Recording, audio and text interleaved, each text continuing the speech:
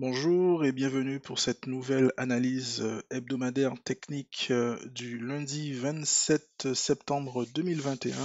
Donc Alban, le chef crypto qui vous parle et on se retrouve avec un Bitcoin à 43 784 dollars qui prend une petite progression toute timide ce matin à plus 1,75%, une dominance à 44%. Et on a un Ethereum à 3105 dollars, Solana à 144 dollars, Polkadot à 29 dollars, BNB 348 dollars, XRP qui essaye de rattraper ses 1 dollar, qui est pour l'instant à 95 centimes. On a le Dodge qui est à 19 centimes. Et globalement, voici ce qu'on peut retrouver dans les cryptos majeurs actuellement. Donc, on a eu donc la semaine dernière une belle petite chute qui a donné des frayeurs au marché. Et puis, on va voir un peu au niveau techniquement qu'est-ce qu'on va retrouver aujourd'hui pour un peu essayer de comprendre qu'est-ce qui pourrait se passer cette semaine. Au niveau de l'actualité économique qui pourrait impacter le dollar, donc cette semaine est plutôt chargée en termes notamment de conférences, puisqu'il y a différents membres du FOMC, donc pour la politique monétaire aux États-Unis, qui vont prendre la parole. On a également Powell qui va prendre deux fois la parole, donc mardi et mercredi. Et ensuite, vendredi, on va finir avec des informations plutôt impactantes, donc les petites usines rouges qu'on retrouve ici, plutôt impactante sur l'indice du dollar. Donc à regarder et à suivre donc ces différentes actualités économiques. Lorsqu'on regarde ensuite au niveau de CoinMarketCap, donc on a les trois crypto-tendances, donc on a le Lightning, le Cardano et le Gravity X, et notamment Gravity X qui fait partie des top gainers qui a pris 204%. Lorsqu'on regarde au niveau alors, mince, on va remonter un tout petit peu. Lorsqu'on regarde ensuite au niveau gainers et losers au niveau global, hein, on a donc en gainer, on a DXY qui prend plus 28% sur 24 heures. Uniswap qui prend 11%, et dans les losers, donc pour l'instant ça ne dépasse pas encore les 10%, on a Tezos, MKR, DCR, AMP.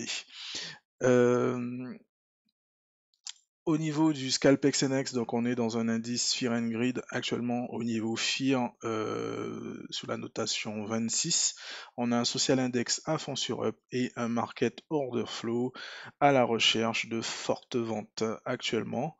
Au niveau liquidation, pour l'instant pas trop. Le marché est encore un peu calme actuellement lorsqu'on regarde en une heure, et en daily également. Pour l'instant, c'est un peu calme. On essaye timidement de liquider quelques vendeurs, mais ce n'est pas encore ça. Alors justement, là, ce qu'il faut faire attention, je pense que cette semaine, on risque d'avoir une petite progression, enfin un léger retracement haussier pour aller retester, pour justement un peu liquider ces vendeurs qui normalement vont commencer un peu à apparaître. Si on regarde maintenant au niveau du retracement de Fibonacci, qu'on prend le bottom et qu'on prend le top, ici, on voit qu'on est presque allé rechercher. Est-ce que je prends le bottom d'ici? Ouais, on va le garder comme ça. On voit qu'on est presque allé rechercher le niveau des 0,618 dans le retracement baissier qu'il y a là actuellement. Cependant, on n'est pas vraiment encore allé le toucher. Pour moi, c'est pas encore parfait. Le rebond n'a pas vraiment eu lieu sur cette zone des 0,618.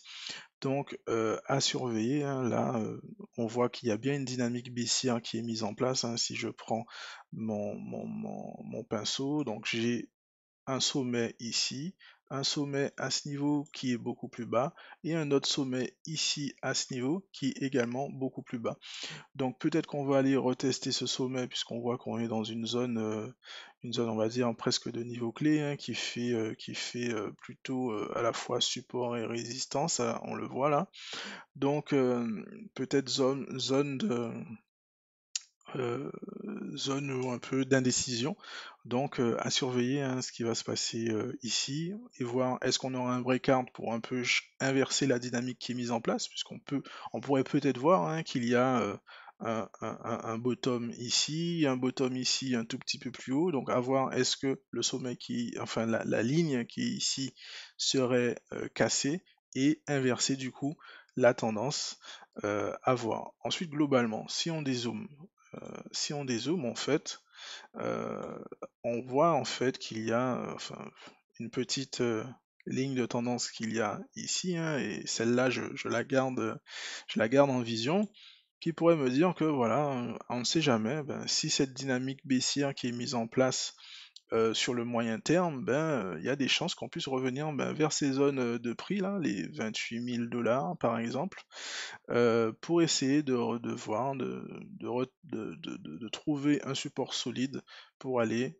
rechercher une remontée. Donc ça, je le garde en tête, et puis on verra hein, par la suite dans l'analyse, je vous donnerai également mon avis, en tout cas sur Bitcoin et sur le marché crypto. Lorsqu'on regarde ensuite au niveau du BLX, donc l'indice de prix juste, on va dire, de Bitcoin, donc on voit que actuellement Bitcoin est toujours en fait dans une bataille, hein, dans cette même bataille qui est mise en place, mais on a une bougie baissière qui, pour l'instant, est en train de casser, on va dire, mes lignes Alligator Wave. Là, on a essayé de casser pour l'instant la ligne verte et la ligne rouge. Ce que je ne voudrais pas voir, enfin, j'aime pas parler comme ça, hein, puisque c'est le marché qui décide, il fait ce qu'il veut. Mais néanmoins, si la ligne, on va dire la ligne verte croise la ligne rouge, pour moi, ce ne serait pas un bon signe. Et ben pareil, hein, je vous expliquerai pourquoi, hein. On voit, hein, on peut le voir là par le passé. Une fois que la ligne verte croise la ligne rouge, ben généralement ça amène de la baisse. Alors, ça peut être intéressant effectivement pour tout ce qui est nouveau, ou même pour aller chercher des rechargements, etc. Peut-être que ça nous ramènera un Bitcoin dans une zone de rechargement, on ne sait jamais.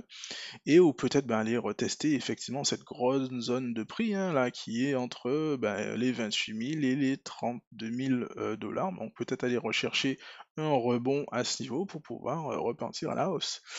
Donc ça correspond un peu à ce que je vous disais lorsqu'on regardait ben, au niveau du Scalpex Index, hein. Donc il faut, je l'ai expliqué lors du salon crypto en podcast, il faut être prêt à savoir que Bitcoin peut aller retester des prix plus bas et peut-être même les prix de production de Bitcoin qui sont autour de 20 000 $. Peut-être également aussi au niveau du précédent ATH. On ne sait jamais. Le précédent ATH qui est... non, celui-là il est un peu trop bas quand même. Mais ouais, voilà, c'est celui-ci. C'est voilà, vers les 19 000 et quelques dollars. Donc on peut peut-être aller retester ce niveau de prix, hein, on ne sait jamais. En tout cas, pour l'instant, moi, je garde ça en limite. Ça ne veut pas dire que je suis baissier pour l'instant sur Bitcoin. Je reste juste raisonnable et bah, j'observe en fait toutes les directions que Bitcoin pourrait être amené à aller prendre. Si on regarde maintenant globalement au niveau du marché crypto, hein, donc on a ici Bitcoin, Ethereum, le DeFi Perp et le Shitcoin Perp. On voit hein, que pour l'instant, ben, un peu partout, hein, on a cette dynamique baissière qui est mise en place avec des sommets qui, eux, sont de plus en plus bas. Il n'y a pas encore de signe en fait de retournement de cette tendance, hein, même si on pense que ça pourrait être essayé d'être allé chercher, hein, puisqu'on voit que on a des lignes de coût ici qui sont à franchir.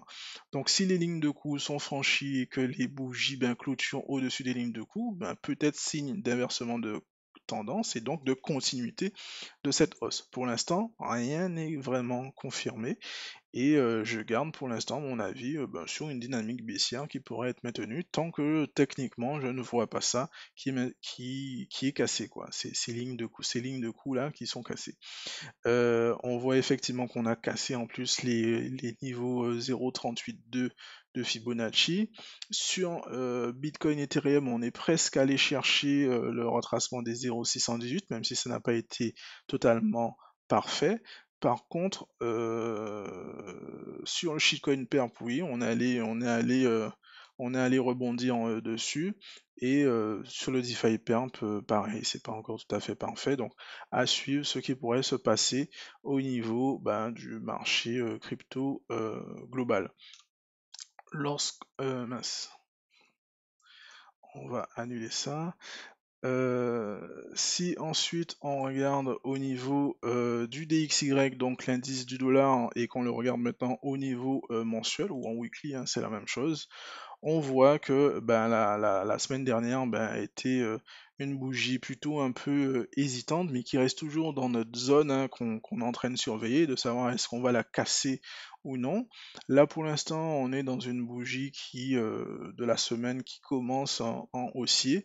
Le marché US n'a pas encore débuté, hein, il va commencer dans environ un peu moins de 2 heures et ben, voir ensuite ben, qu'est-ce que ben, ces différentes actualités qu'on a vues sur Forex Factory, quel impact que ça aurait ben, sur l'indice du dollar et est-ce qu'on verrait enfin le DXY péter à la hausse et casser donc cette zone. Donc à voir ce qui pourrait se passer sur cet indice du dollar.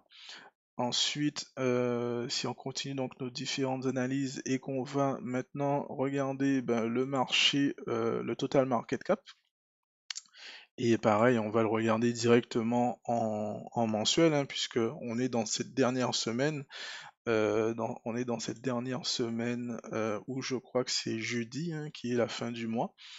Pour l'instant, ben, on a notre bougie mensuelle qui pour l'instant est baissière, néanmoins ben, ça s'équilibre au niveau des mèches, ça veut dire qu'il y a aussi bien cette pression acheteuse et vendeuse, donc cette belle bataille des bull and bear qui est mise en place. Néanmoins, voilà, hein, on a cette résistance-là qui est à ce niveau-là, qui n'est pas cassée. Et donc peut-être qu'on serait amené à aller chercher des supports un peu plus bas, peut-être par ici, et à surveiller, puisque pour moi, hein, je surveille vraiment cette ligne, cette zone-là de support sur le total market cap, car en cas contraire, si on la casse vers le bas, ben, ce ne serait pas positif pour le marché crypto. Ensuite, si on regarde au niveau ben, du coup de Bitcoin, pareil en mensuel, hein, Bitcoin en mensuel, ben, on a d'autres bougies pareil, hein, les- d'ailleurs les deux bougies se ressemblent, hein, on a des corps de chandelle qui ne sont pas trop grands et des mèches aussi bien en haut et en bas ben, plutôt prononcées.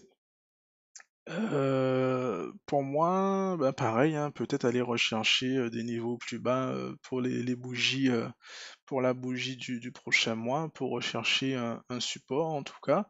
Et on voit aussi ben, cette dynamique hein, qui est mise en place, c'est-à-dire ben, j'ai un sommet haut qui est ici, un sommet haut qui est ici, donc des sommets qui sont de plus en plus bas. Et ben voilà, hein, peut-être que le mois prochain, on aura un sommet un peu plus bas également. Donc pareil, je pense qu'au fur et à mesure qu'on avance dans cette analyse, vous comprenez un peu où est-ce que je veux en venir. Et donc voilà, donc là c'est mon avis qu'on a là sur Bitcoin. Si on rentre maintenant un peu plus précisément, on va rentrer maintenant en weekly hein, pour regarder un peu ben, ce mouvement qui est mis en place. Et on va aller mettre un Fibonacci hein, sur ce grand mouvement haussier. On voit effectivement, comme j'ai dit, que ben, quand on a eu le crash, là, le premier crash, là, on n'est pas vraiment allé rechercher les 0,618. Si on regarde maintenant en linéaire, on n'a pas vraiment non plus eu un signe de W ici. Je crois que je l'avais déjà également précisé, donc il fallait être vigilant là-dessus, hein. Euh, je vais essayer de le mettre dans une... Allez, on va le mettre en bleu par exemple. Ici, le mouvement n'a pas vraiment fait un W. Et par contre, lorsqu'on regardait en bougie japonaise, oui, on aurait peut-être pu voir un W. Néanmoins, Voilà, donc c'était la figure n'était pas totalement parfaite, hein, même si on n'a jamais vraiment de figure parfaite, mais en tout cas, on aurait peut-être pu voir le fameux W ici, hein, mais le deuxième creux du W était plus bas que le premier. Donc c'est pour ça que moi je restais vigilant. Néanmoins, la stratégie était de prendre des profits, hein, de récupérer les profits que je n'avais pas pu récupérer ici lors de la chute, mais de les récupérer ici. C'est le plan qui a été mis en place. Au niveau du canal Telegram, normalement, ce sont les informations que j'ai publiées, hein. Néanmoins, chaque personne est autonome, hein. Je ne vais pas vous dire à chaque fois de vendre ce que vous devez vendre, même si, je rappelle, ce ne sont pas des conseils en investissement. Je publie effectivement moi ce que je fais. Donc lorsque je dis que je suis dans ma zone où je récupère des profits, c'est-à-dire que lorsque j'étais soit à break-even, soit en double, ben je récupérais mes profits, en tout cas dans cette zone de prise qui était justement là, qui correspondait à la zone de rechargement de short. Si maintenant ben je prends le Fibonacci maintenant du bottom qui a eu lieu ici, et puis je prends le top ici sur ce mouvement haussier, et ben, ce qui se passe, c'est qu'on voit que là, on a eu enfin, on vient tester maintenant cette zone-là des 38,2, hein, de Fibonacci. Donc peut-être que justement, vu que c'est un niveau clé, qu'on aurait un rebond, hein, à ce niveau-là. Donc à voir, est-ce que ce niveau de prix sera maintenu ou pas. Et si dans ce cas, eh ben, il n'est pas maintenu, eh ben, on risque d'aller retester ensuite ici les 0,618, en tout cas sur le court et moyen terme au niveau de Bitcoin. Donc il faudra surveiller le mouvement qui sera mis en place, ben, du coup cette semaine sur Bitcoin. Si on regarde maintenant au niveau daily, hein, pour un peu voir un peu plus en détail ben, ce mouvement Bitcoin, hein, si on veut vraiment pousser un tout petit peu plus l'analyse, hein, on voit ben, que les 38,2 là ont été cassés, et qu'on est revenu ici vers les 40 000 $, peut-être même plus bas, hein, là on est sur un prix Coinbase, on est descendu à 39 475 $ environ.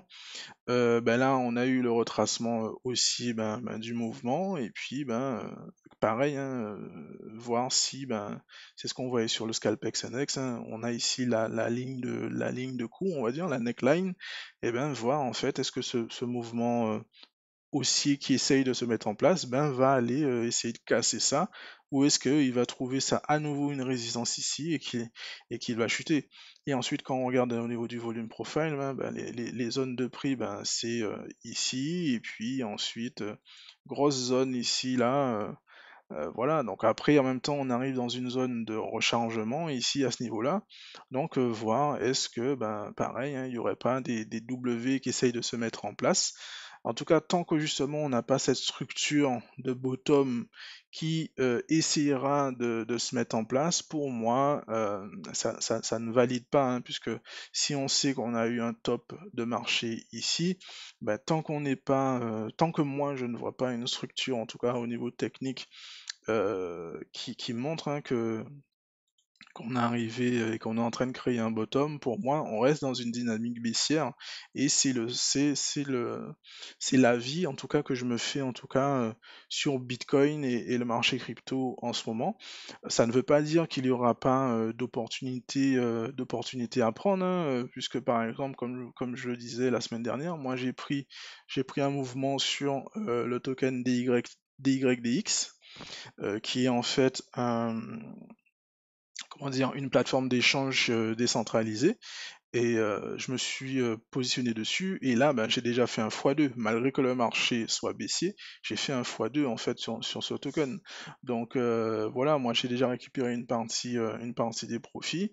J'attends de voir ce qui va se mettre en place, en tout cas pour la continuité ou pas de ce mouvement. On peut voir, hein, que actuellement, puisque par rapport au niveau où je regardais tout à l'heure, certaines personnes également sont peut-être en train de prendre des profits.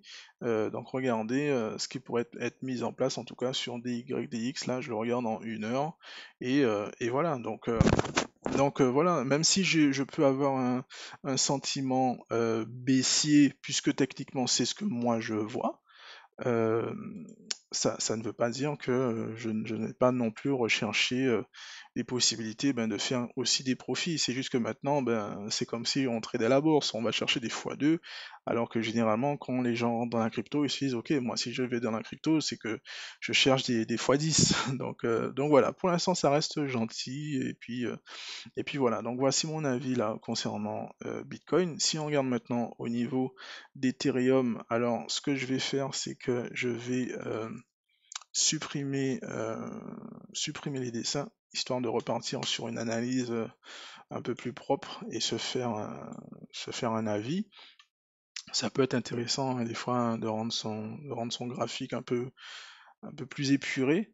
Donc, pareil, on voit que ici, on est dans cette dynamique baissière. Si je prends le bottom d'ici, le top d'ici, on a franchi les 38,2. Donc, généralement, c'est qu'on va soit aller tester, d'ailleurs, on l'a presque testé hein, sur Ethereum, là, les 0,618. Ou peut-être qu'on pourrait aller par là. Donc là, pour l'instant, la reprise qui est mise en place en hebdo commence à créer une bougie haussière, donc à voir si ce sera maintenu. On va passer en daily pour regarder un peu plus en détail le mouvement, hein.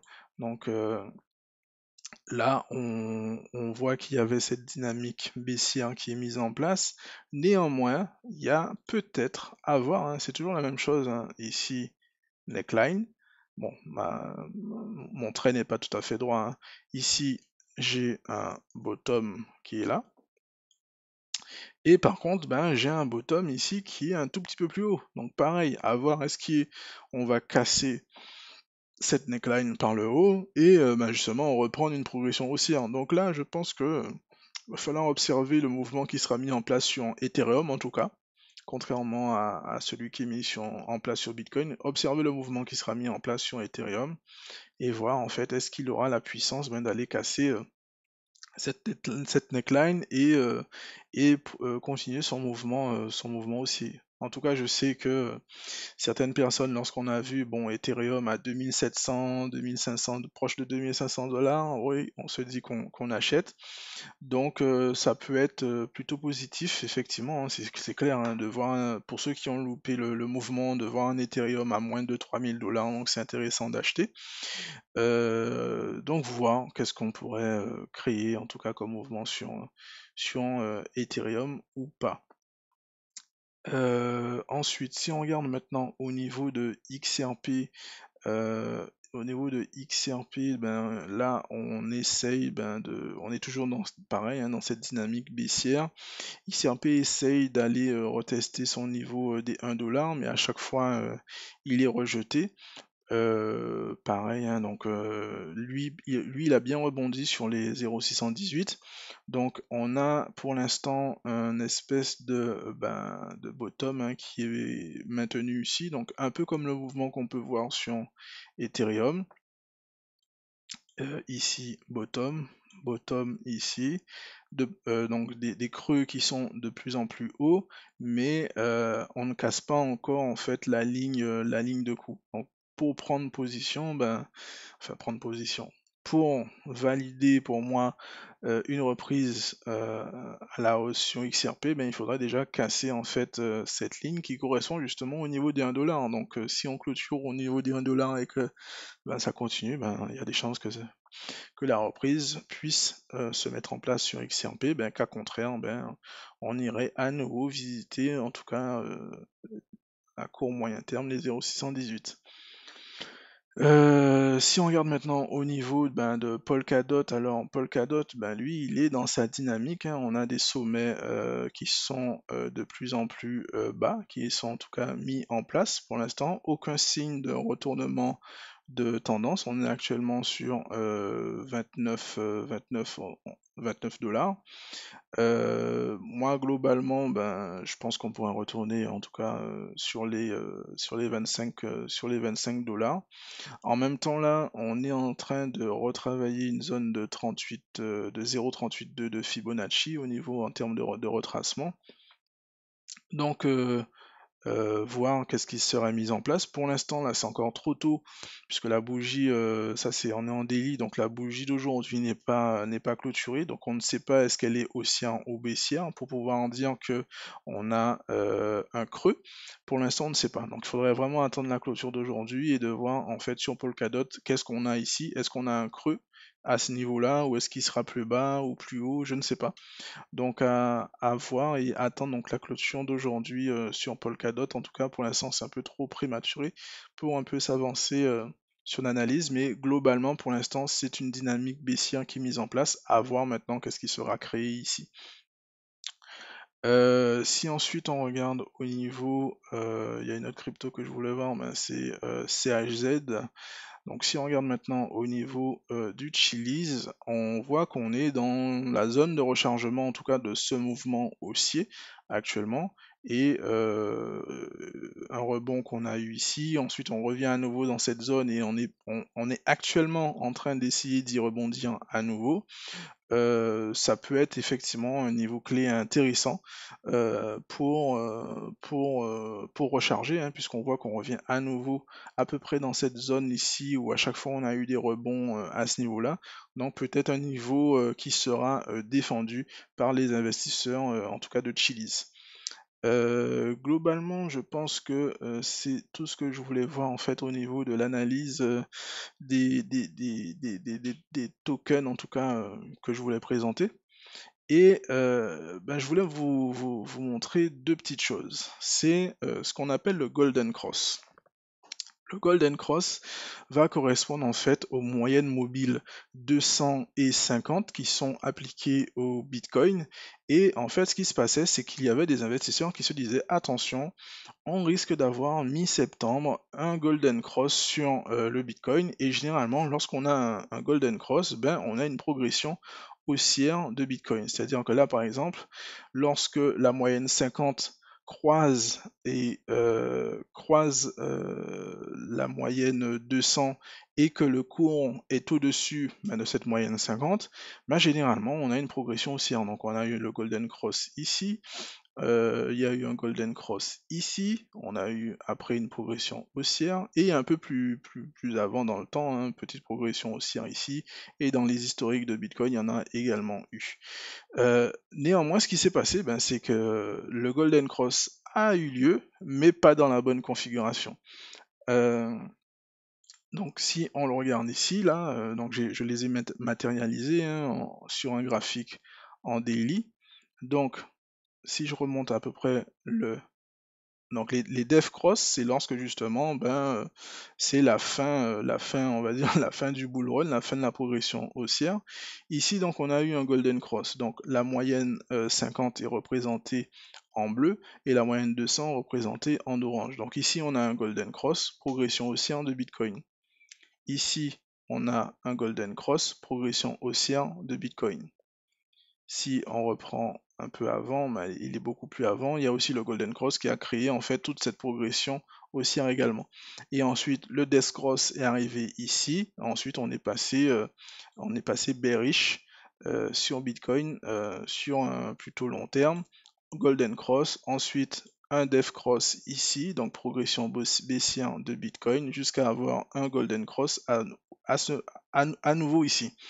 Cependant, en fait, on voit que par le passé, ben, c'était en février-mars 2020, là, lorsqu'il y a eu le Covid, il y a eu en fait une tentative de Golden Cross, sauf que c'était, pour moi, j'appelle ça un fake Golden Cross. C'est-à-dire qu'on voit que le marché est au-dessus, la moyenne mobile 50 croise, donc la moyenne mobile 200, le marché est au-dessus, sauf que, boum, flash crash, et on descend ensuite, et on va vers le bas. Donc, il y a eu tentative, mais c'était un fake Golden Cross. Et en fait, ce qui se passe, c'est que actuellement, ben, on a refait la même chose. C'est-à-dire que là, les investisseurs s'attendaient à avoir un Golden Cross, en fait, à ce niveau-là.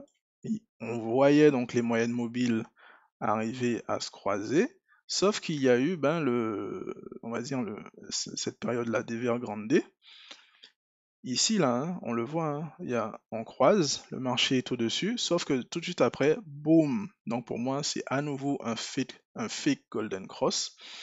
Et donc si je me base sur le passé, on risque peut-être de reproduire peut-être un mouvement comme ça, hein, descendre, avoir une chute. Donc c'est pour ça que je dis qu'il faut rester vigilant. Moi, je garde en tête ben, cette dynamique baissière, en tout cas moyen terme, qui est mise en place sur Bitcoin. Et tant que je n'ai pas de signal qui me dit, OK, euh, on peut reprendre une dynamique haussière sur Bitcoin, ben, OK, là je le dirai. En tout cas, là pour l'instant, je n'ai pas les éléments qui me le montrent. Et donc c'est pour ça que je dis rester vigilant sur les investissements qui peuvent être mis et qui peuvent être mis en place. En tout cas, là on le voit encore, hein, ça fait, bon, c'est le même graphique, hein, mais pour moi, tant que par exemple ce sommet-là n'est pas cassé, on reste dans cette dynamique de fake Golden Cross et le risque peut-être de reproduire quelque chose comme ça. Après, on voit hein, par la suite qu'il y a eu à nouveau le vrai Golden Cross qui a relancé en fait ce mouvement-là. Donc peut-être attendre justement de voir en fait un Golden Cross qui serait mis en place. Donc ça, c'était déjà au niveau Golden Cross. Deuxième chose, j'apporte de la valeur encore à nouveau. Ici, on a le graphique de ce qu'on appelle le Wall Street Cheat Sheet, qui est en fait la psychologie des cycles de marché et notamment des bulles spéculatives, si on le cherche en français. Hein. Voilà, c'est le cycle des bulles de marché boursier où on voit effectivement qu'on a cette progression haussière, et puis ben, ce M hein, qui est mis en place pour arriver ensuite à la chute, et ensuite ben, que le marché reprenne sa progression. Donc généralement on voit ici, ben, on a la smart money, hein, donc ce sont les grandes banques, etc., qui commencent à s'y intéresser. Ensuite on a les investisseurs institutionnels et les fonds d'investissement qui entrent également. On peut également avoir les grandes entreprises qui commencent à rentrer sur ce mouvement. Et puis ensuite, ben, on a le public, hein, donc on a les retailers, hein, ben, c'est vous et moi, enfin vous et moi ou les débutants qui commencent à s'intéresser, ça commence à passer à la télé, etc., qui commencent à s'intéresser à cet actif. Et puis ben, ensuite, ben, là, boum, c'est la grosse chute, c'est le rejet, puisque là on est dans un statut d'euphorie, tout le monde pense qu'on va devenir riche, etc., ou tout le monde gagne de l'argent, c'est incroyable. Et ensuite, on a cette chute qui est mise en place. Donc, globalement, sur cette Wall Street cheat sheet, j'ai retrouvé donc sur TradingView quelqu'un qui a bien fait le boulot, qui a représenté en fait ce cycle-là appliqué ben, au mouvement du Bitcoin en 2017.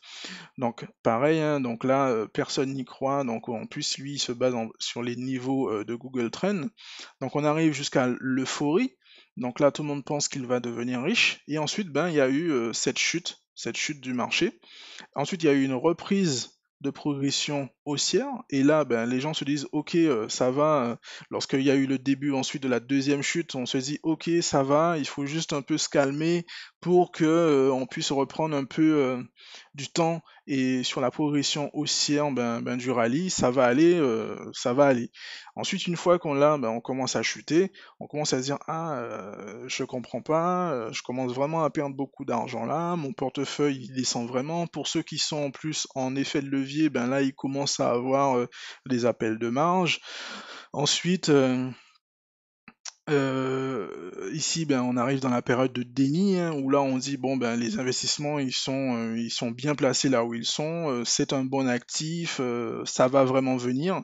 Et puis bon ça continue de chuter, et puis là bon là c'est la panique et la capitulation, et là on se dit bon c'est de la grosse daube. Finalement je vends tout et puis je laisse ça là, ça vaut rien du tout. Et puis ben là, on commence à créer ben, à ce niveau-là les W, et puis ben reprise de progression haussière, et puis ben voilà, hein, donc en gros, on a les gros investisseurs à nouveau qui reviennent à ce niveau-là, qui vont s'intéresser ben, aux actifs ben, que tous ceux qui sont là ont vendus, et vont commencer à racheter à ce niveau-là, et puis à accumuler à ce niveau.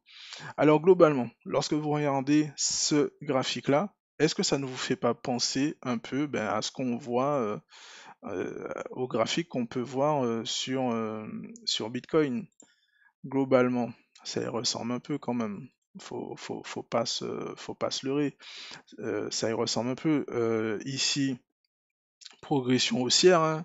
Là, personne s'y intéressait.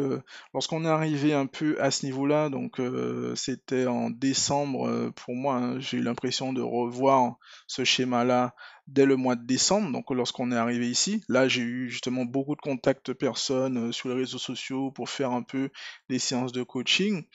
Et déjà à ce moment-là, je me sentais pas tout à fait à l'aise. Déjà, lorsque les gens me disent: «Ouais, est-ce que tu penses que je peux investir sur le bitcoin?» Donc je donnais toujours mon avis, faites attention, restez vigilants. Ensuite, ben, a eu lieu la chute, hein, en avril 2021, et ensuite à nouveau en mai, etc. Mais même à ce niveau-là, je me suis dit: «Mais non, c'est bon, ça va, ça va rester». Puis j'étais à l'hôpital, donc ça a chuté. Enfin non, c'est pas parce que j'étais à l'hôpital que ça a chuté, mais bon, pendant que j'étais à l'hôpital, ça a chuté, donc je n'ai pas pu vendre, hein, puisque j'avais vu la figure se mettre en place, mais j'étais dans une position où je ne pouvais pas vendre, je ne pouvais pas non plus informer les personnes qui sont dans mon canal Telegram privé. Et ben ici, ben lorsque j'ai vu qu'il y avait cette progression haussière, ben là à nouveau j'ai changé la stratégie en disant attention, on va profiter de ce mouvement pour prendre des gains et un peu limiter la casse.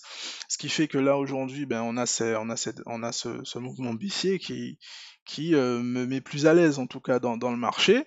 Néanmoins, est-ce que ce que j'ai montré ici, est-ce que ça ne ressemble pas un peu à ce mouvement-là ici où on serait peut-être à ce niveau? En tout cas pour moi, ça y ressemble. Et ça y ressemble fortement. Donc à nouveau, soyez vigilants. Je ne vous dis pas là d'aller tout vendre, mais en tout cas, il faut se protéger, protéger un tout petit peu son portefeuille. Et donc voilà. Donc c'était mon avis, hein, et mon analyse de la semaine. On va observer ce qui se passe ben, dans les prochains jours. Et puis on se retrouve la semaine prochaine pour la prochaine analyse hebdo.